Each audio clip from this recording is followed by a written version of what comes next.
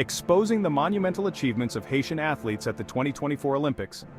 These moments will go down in history. Lindsey Brown, a proud alumna of the University of Denver, has shattered records as the first Olympic gymnast from Haiti. With a career-high elite score in the all-around competition, she's not just representing her nation but redefining its sporting legacy.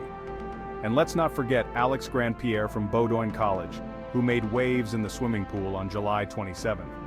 Competing fiercely in the 2024 Paris Olympics, Alex's dedication and skill are a beacon of hope and pride for Haiti. These athletes' participation isn't just about medals, it's about breaking barriers and setting new standards.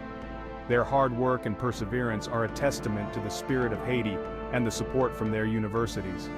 Join us in celebrating these groundbreaking achievements and the indomitable spirit of Haitian athletes. Here's to more history in the making.